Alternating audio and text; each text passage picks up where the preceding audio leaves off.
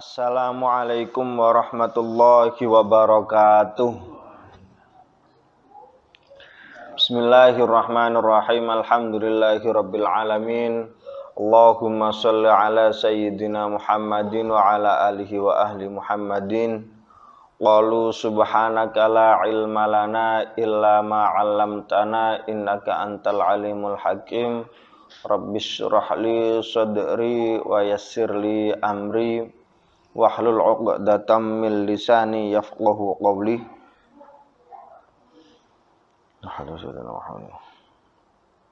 Al-Fatihah.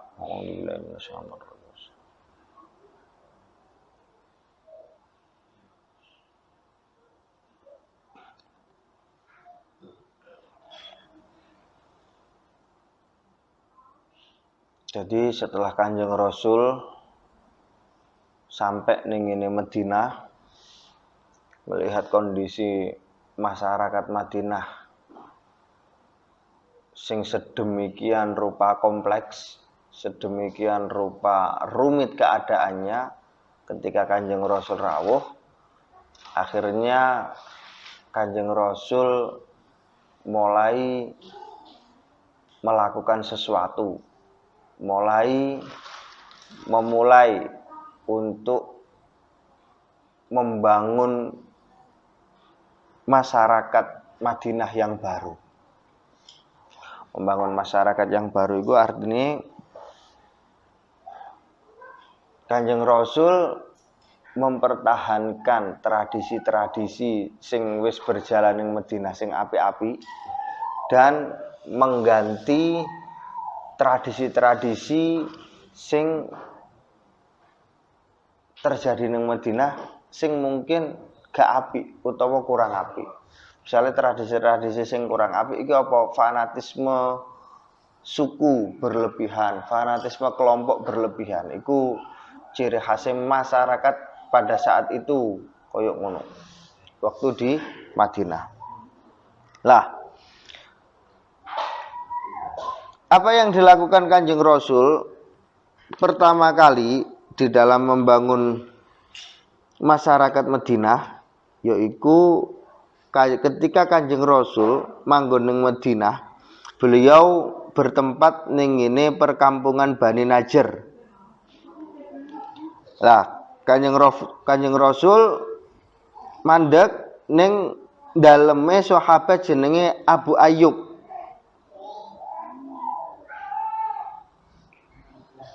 Ning daleme Abu Ayyub. Jadi Abu Ayyub iki salah satu sahabat Ansor sing beriman ning ngene Kanjeng Rasul. Langkah pertama yang dilakukan Kanjeng Rasul yaitu adalah mendirikan Masjid Nabawi. Jadi yang dilakukan Kanjeng Rasul pertama kali adalah membangun simbol identitas keagamaan, yaitu rupane masjid. Jadi pejuang-pejuang itu akhirnya banyak menurun apa tilase Kanjeng Rasul sadurunge bangun apa-apa, bangunan fisik sing kira-kira paling diperlokne dienggo ibadah sing dibangun. Nah, ketika membangun Masjid Madinah itu dibangun ning ngene lokasi ontane Kanjeng Rasul. Jadi Kanjeng Rasul iku mendirikan masjid ning ngene parkiran unta. Lah parkiran unta, tanah sing dinggone parkir unta iku adalah tanah milik anak yatim, 2 orang anak yatim. Sing akhirnya tanah iku ditumbas karo Kanjeng Rasul dan dibanguni masjid. Nah, ketika Kanjeng membangun masjid, Kanjeng Rasul turun tangan langsung. Jadi ini salah satu hikmah yang dilakukan oleh pemimpin-pemimpin besar termasuk Kanjeng Rasul. Jadi sebelum memerintahkan sesuatu, Kanjeng Rasul itu menginspirasi umatnya, menginspirasi sahabat-sahabatnya untuk ikut agar bersemangat ikut terlibat ning ngene niatan lan tindak tanduk apik sing dilakukan oleh Kanjeng Rasul. Apa yang dilakukan sebelum membangun iku Kanjeng Rasul donga. Dungane, ya Allah, tiada kehidupan yang hakiki melainkan kehidupan akhirat. Jadi Kanjeng Rasul iku ndonga munajah lah cara saiki ya munajah. Karenanya ampunilah kaum Ansor dan kaum Muhajirin. Dungane mek ngono tok pertama. Akhirnya Kanjeng Rasul memulai untuk membangun masjid, ngangkat watune diangkat ijen. Setelah itu Kanjeng Rasul enek sing ngewangi, enek sahabat sing peka, enek sahabat sing tanggap di dalam melihat keadaan. Oh, Rasulullah apa jenenge? Oh, cara saiki melakukan sesuatu. Rasulullah wis miwiti penggawean bangun masjid, ya awak dhewe melok-melok rokan. Jadi bahasa-bahasa keseharian lah, bahasa-bahasa keseharian yang dilakukan oleh sahabat. Akhirnya sahabat pada saat itu banyak sahabat-sahabat yang akhirnya terus berbondong-bondong ikut membangun masjid Madinah, Masjid Nabawi. Nah, dalam pembangunan Masjid Nabawi itu, setelah Masjid Nabawi itu selesai, Kanjeng Rasul akhirnya melakukan step atau langkah selanjutnya. Setelah simbol keagamaannya jadi, simbol keagamaan ini simbol identitas keagamaan sing jenenge masjid dadi, Kanjeng Rasul membangun fondasi aturan bermasyarakat, dimulai dari skup kecil, dimulai dari kelompok terkecil, yaitu para sahabat-sahabate. Apa yang dibangun ning kono? Kanjeng Rasul membuat semacam komitmen bersama dengan kaum Muhajirin dan Ansor tentang aturan hidup bermasyarakat, aturan hidup sing berdampingan. Opae aturane kuwi siji, bahwa kaum Muhajirin dan Ansor itu adalah satu keluarga. Meskipun beda darah, beda marga, tetapi satu keluarga atas dasar iman dan Islam. Itu yang pertama. Yang kedua, golongan Muhajirin sing sangka suku Quraisy saling bahu membahu di dalam membayar diat. Diat iku ganti rugi atas kesalahan sing jenenge pembunuhan. Dadi wong iki lek mateni wong baik sengaja utawa ora sengaja iku diwajibno bayar diat pada saat itu, hukum yang berlaku di saat itu. Lah, dan menebus tawanan mereka dengan cara yang ma'ruf dan adil. Setiap kelompok bahu-membahu membayar diat. Setiap kelompok dari mereka menebus tawanan mereka dengan cara yang ma'ruf dan adil antara sesama kaum muslimin. Baik sesama kaum Muhajirin dan Muhajirin, Ansor dan Ansor, maupun Muhajirin dan Ansor. Apabila kelompok melakukan satu kesalahan, maka yang lainnya bahu-membahu untuk menyelesaikan masalahnya bersama. Termasuk dalam hal diat utawa hukuman yang disebabkan karena membunuh. Poin yang ketiga, kaum mukmin yaitu Muhajirin dan Ansor tidak akan membiarkan ada orang yang dililit hutang. Tidak akan membiarkan orang yang dililit hutang sampai sakmono persaudaraane. Jadi kanca-kancane padha muslim iki apa ya gak oleh ketok sampai ngerasa apa ya aja sampai ngrasakno rasane dililit utang. Jadi lek enek kancane satu dan yang lainnya ndek utang, yang lainnya bahu-membahu untuk menyelesaikan bersama. Dan bila tidak mampu membayarnya dengan cara memberinya secara ma'ruf baik dalam hal tebusan ataupun diat podo. Nek ora mampu bayar, lek iso yo diikhlasno. Nek ora iso yo digunakan dirembuk bareng-bareng nganggo cara sing apik. Solidaritasnya sampai semono.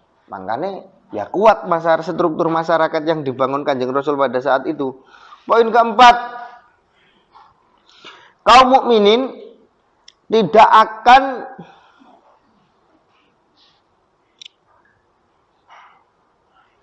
mengganggu koncone sing wis bertakwa. Itu jelas ya.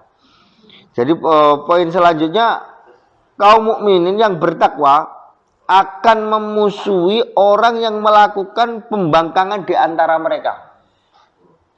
Jadi itu wis dianggap iman, wis dianggap takwa, wis dianggap memahami ajaran. Nek enek sing melanggar aturan, maka di situ dia akan dimusuhi bareng-bareng dalam artian ditegur sesuai aturan yang berlaku. Misalnya mari iman, enek sing iman murtad, itu nanti bau membau harus diselesaikan bareng-bareng.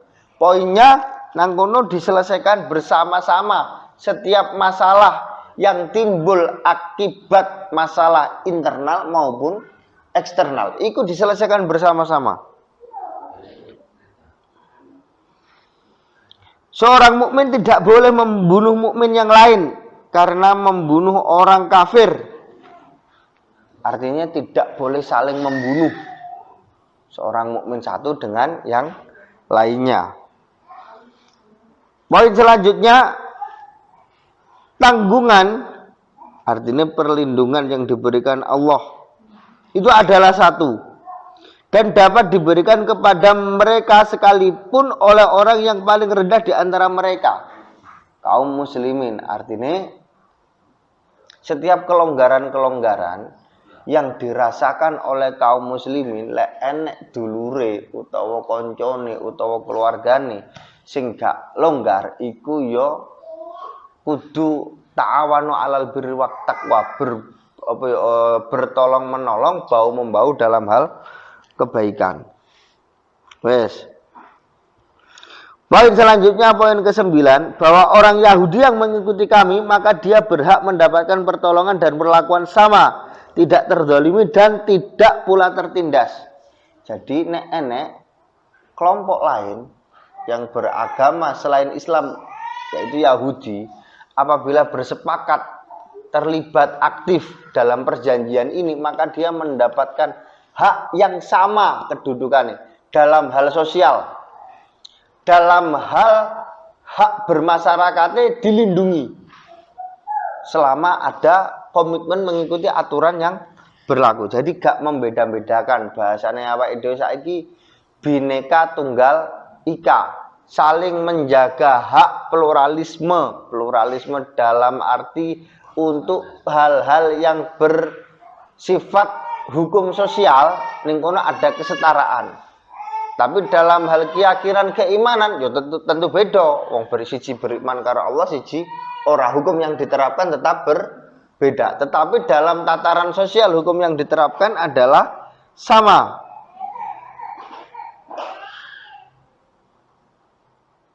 Nah, yang ke-10, apabila bahwa teksnya kayak gini, bahwa kaum muslim sebagian ketika mengalami masa damai dalam hal gencatan senjata setelah atau ketika perang, mereka semua tidaklah bisa mengadakan perjanjian damai tanpa disetujui oleh kelompok mukmin yang lain. Artinya setiap keputusan-keputusan baik yang bersifat politik maupun yang bersifat sosial, terutama dalam hal aturan kemiliteran atau aturan wajib militer yang terjadi pada saat itu, gencatan senjata itu harus berdasarkan musyawarah mufakat, keputusan bersama, meskipun yang pada akhirnya yang memutuskan tetap Kanjeng Rasul. Selanjutnya, orang musyrik tidak boleh melindungi harta ataupun jiwa orang Quraisy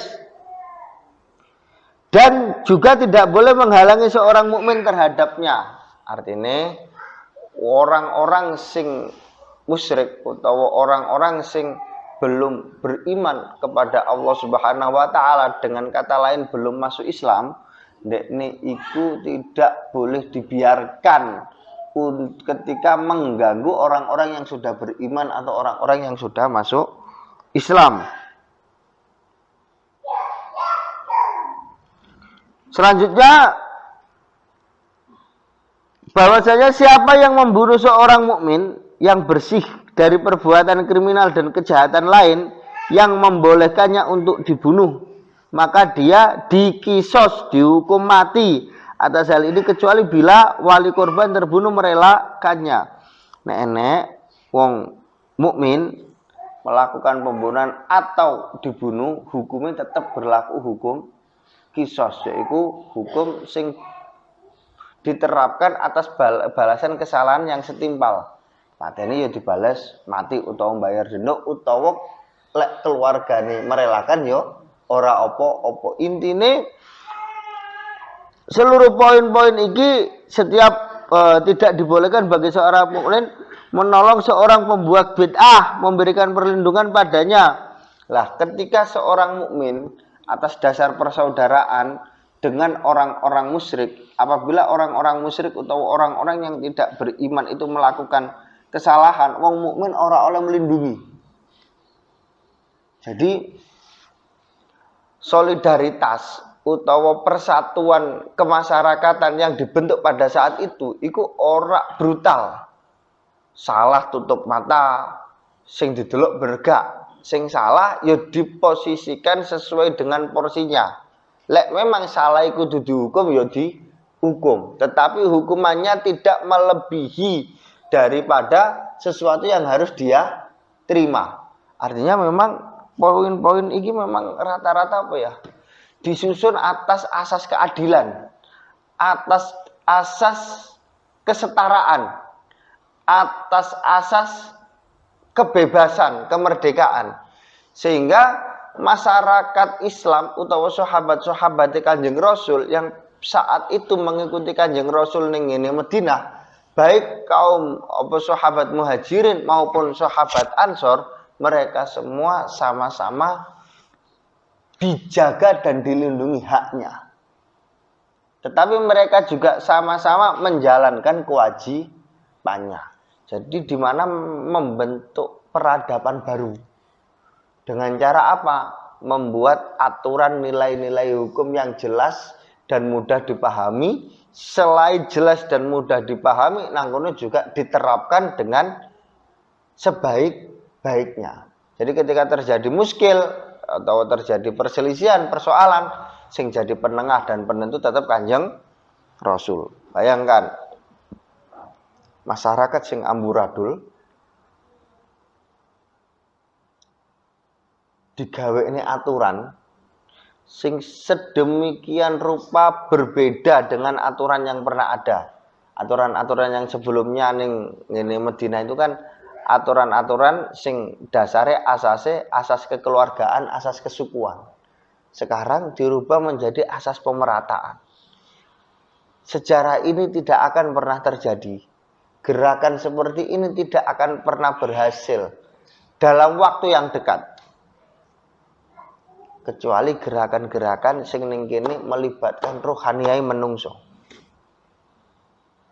Jadi awake dhewe untuk misalnya kaya ning Indonesia, kita bersepakat untuk Bhinneka Tunggal Ika, berbeda-beda satu tujuan dengan dasar negara Pancasila, iki butuh waktu ratusan meh 100 tahun. 2045 sesuk 100 tahun. Dalam proses perjalanan 100 tahun kan gak mulus. Enek pemberontakan, enek sing karep negara iki digawe negara Islam ae. Enek sing karep negara iki ya duduk negara Islam. Negara iki ya negara-negara sing sifate kebangsaan, gawe model-model negara modern. Ikut ora hanya soal ora mung debat, tapi paten pinaten bacok-bacokan dalam rangka membentuk satu peradaban yang baru, tetapi tidak terjadi di Madinah. Peradaban yang dibangun oleh Kanjeng Rasul tidak dalam hal menerapkan nilai-nilai yang berlaku di kalangan umat Islam, tidak terjadi pertumpahan darah.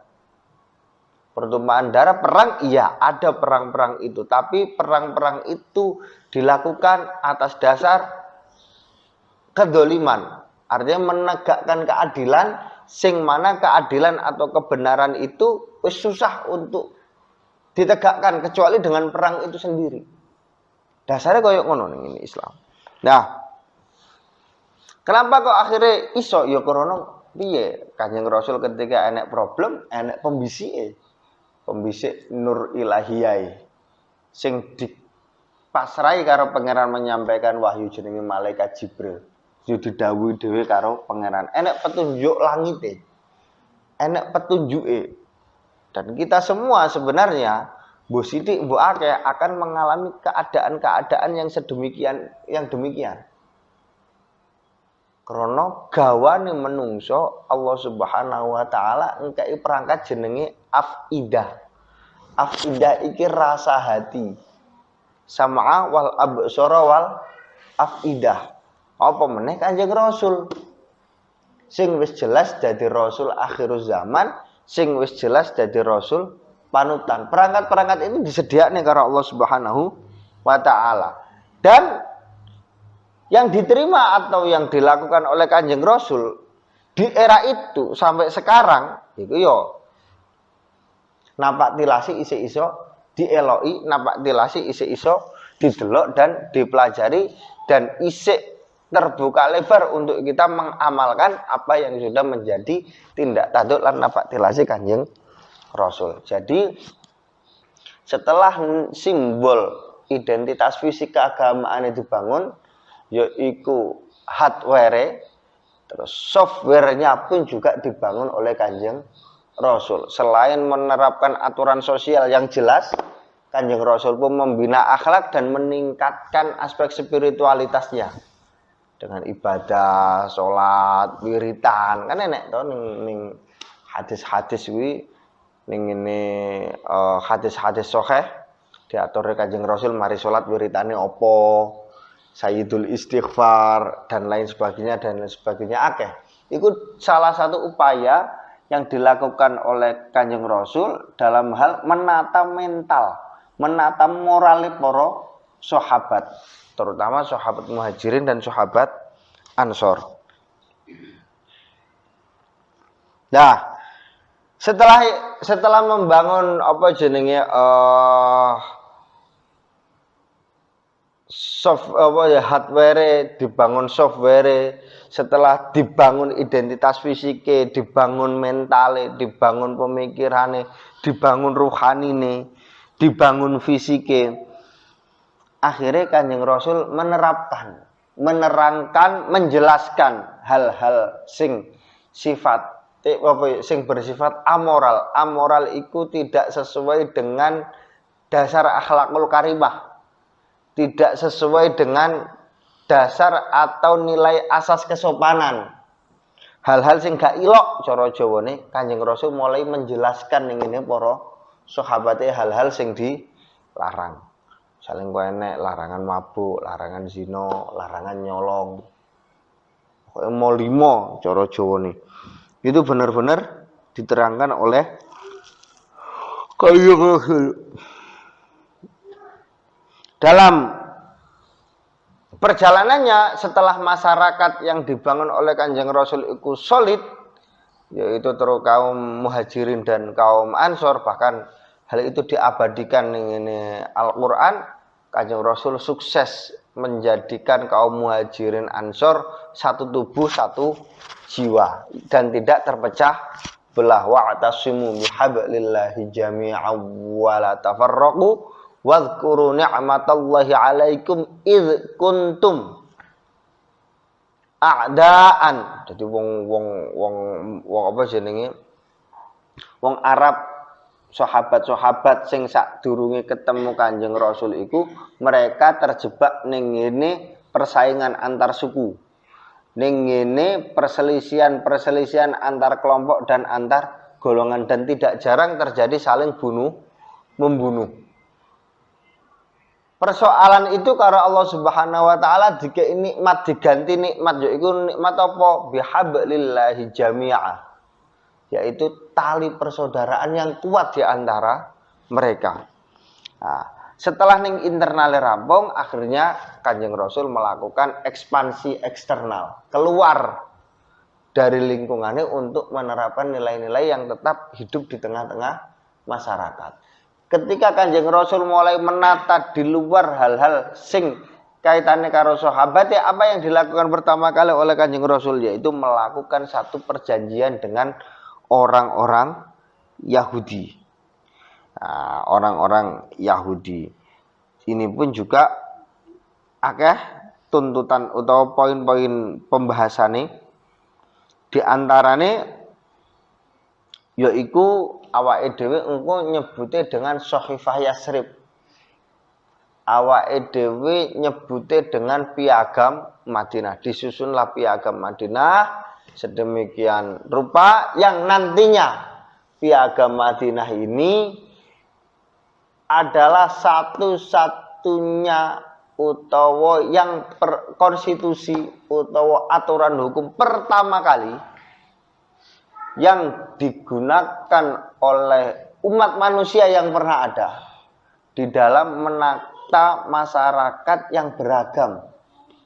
Jadi Piagam Madinah itu adalah aturan utawa hukum utawa konstitusi sing diterapkan pertama kali di dunia, diterapkan digunakan untuk mengatur masyarakat yang tidak satu kelompok, yang tidak satu golongan, yang tidak satu karakter. Peradaban-peradaban sebelumnya enggak. Peradaban-peradaban sebelumnya misalnya kayak era Babilonia, era Romawi, era Yunani, di era itu pertama kali ya gawe noto sak kelompok ae. Lek Kanjeng Rasul iki gak langsung gawe semacam satu gerakan yang mana gerakan-gerakan itu murni gerakan nilai, murni gerakan dakwah apa dakwahnya baru Islam, ajak-ajak wong iman, ajak-ajak wong Islam, ajak-ajak wong mengesahkan Allah Subhanahu wa taala. Jadi iki yo konkret, jadi iki yo teliti yang dilakukan Kanjeng Rasul ketika melakukan gerakan eksternal apa pertama kali adalah melakukan perjanjian dengan orang Yahudi. Jadi lek Kanjeng Rasul iki cedhek karo kancane, karo para sahabate, enekne sing dicedheki karo Kanjeng Rasul yaiku sapa? Orang-orang Yahudi yang seumur hidupnya membencinya. Orang-orang Yahudi yang seumur hidupnya membenci Kanjeng Rasul.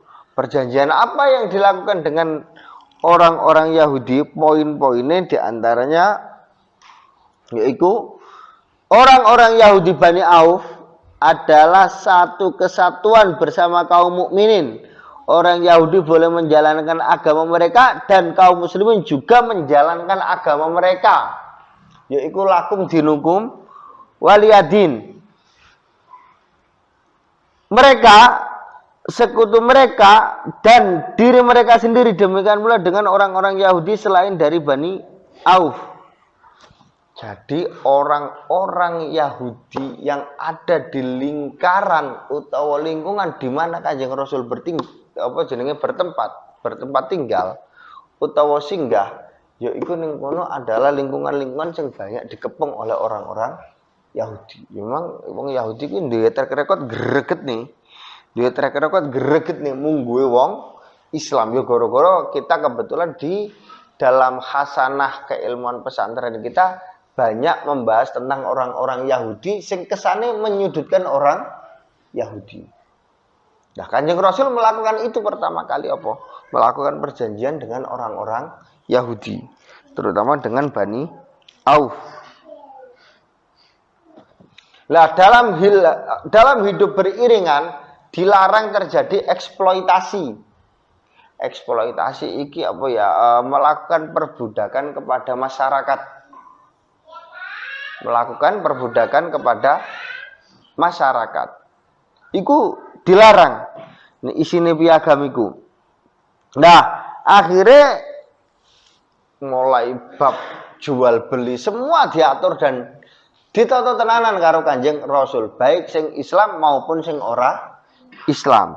Lah nang kene lah akhirnya poin kedua, orang-orang Yahudi mengurusi nafkah mereka sendiri, demikian pula kaum muslimin juga mengurusi nafkah mereka sendiri, sing dodol beriringan kulo saling menghormati, saling menghargai. Yang mana akhirnya ke depan poin-poin itu nanti bisa kita bahas lebih detail. Sementara itu dulu, awalnya nggak akhir banyak kesalahan. Mohon maaf yang sebesar-besarnya. Aku hadza astaghfirullahaladzim. Allahumma inni astaghfiruka ma'alam tani farduhu ilayya inda hajati ilaihi walatun sinihi ya rabbal alamin. Subhanakallahumma bihamdika asyhadu an la ilaha illa anta astaghfiruka wa atubu ilaik. Aku hadza astaghfirullahaladzim. Assalamualaikum warahmatullahi wabarakatuh.